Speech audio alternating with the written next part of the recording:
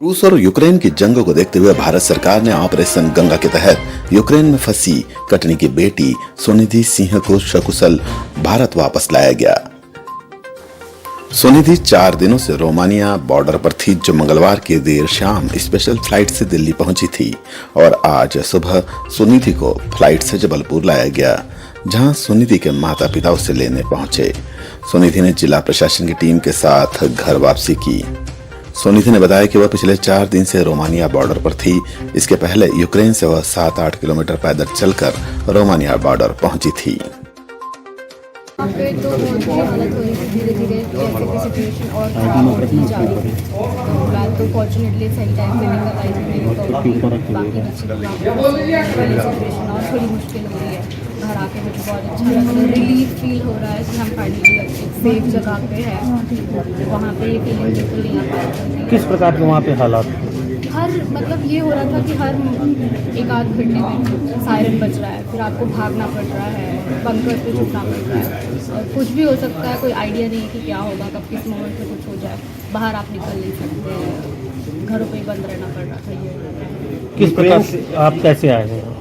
मैं बॉर्डर रोमेनिया के थ्रू आई हूँ, तो वहाँ से हमने पहले बस करी थी, हमें 20 बच्चों ने कम। फिर वहाँ से बॉर्डर क्रॉस करने में मुझे 30 घंटे के आसपास लग गया। फिर वहाँ से इंडियन एम्बेसी ने टेक ओवर किया, तो फिर वहाँ से तो सिचुएशन काफ़ी अच्छी थी, अरेंजमेंट्स बहुत आलीशान रहे, सब कुछ बहुत अच्छा रहा। उसके बाद से उस समय आपके साथ कितने लोग फंसे हुए थे जो मध्य प्रदेश या कटनी के? MP के अराउंड मुझे जहाँ तक पता 50 के आसपास बच्चे हैं। कुछ पैदल भी चलना पड़ा आप लोगों को? हाँ, पैदल हमें 7-8 किलोमीटर पैदल चलना पड़ा है, क्योंकि वहाँ पे बहुत लंबी लाइन होती थी, तो गाड़ियाँ जा नहीं सकती उसके आगे। कुछ मदद वगैरह वहाँ से मिली क्या? सरकार की तरफ से आने जाने में रोमेनिया के बाद मिली है, वहाँ से इंडियन एम्बेसी ने टेक ओवर किया। यूक्रेन में नहीं, यूक्रेन में नहीं। वहाँ के लोगों का बिहेव कैसे था? इंडिया वहाँ वालों के लोग काफ़ी बहुत ज़्यादा सपोर्टिव है। मैं ये कहना चाहूँगी कि वहाँ के लोगों ने कोई भेदभाव नहीं किया है। बॉर्डर पे थोड़ा बहुत हुआ था, वो यूक्रेनियंस को ज़्यादा प्रायोरिटी दे रहे थे, बट उसके बाद रोमेनिया में वहाँ पे कोई भेदभाव नहीं था। वहाँ के लोग बहुत अच्छे से ट्रीट कर रहे थे। हमें अब जिस चीज़ की हमें ज़रूरत पड़ी थी वो ला के दे रहे थे। आप जहाँ पर ठहरे तो उसके आसपास भी कहीं हमले या धमाके की ऐसी कोई घटना हो रही? ऊपर नीचे जहाँ पे हम रहते हैं, मतलब मैं टर्नोपल में रहती हूँ, तो वहाँ से 50 किलोमीटर दूर रुला हुआ एयर स्ट्राइक हुई।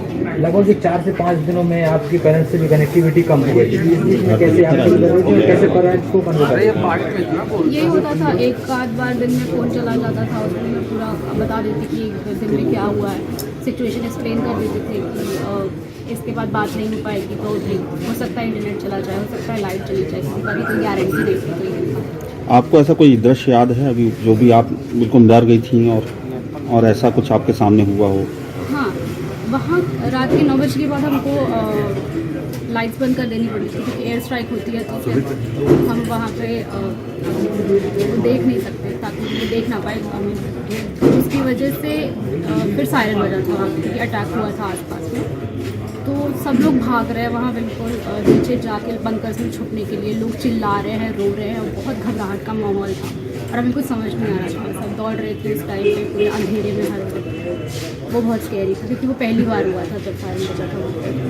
क्या नाम?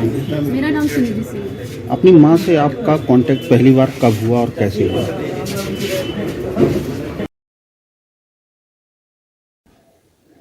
कटनी से आरबी गुप्ता की रिपोर्ट।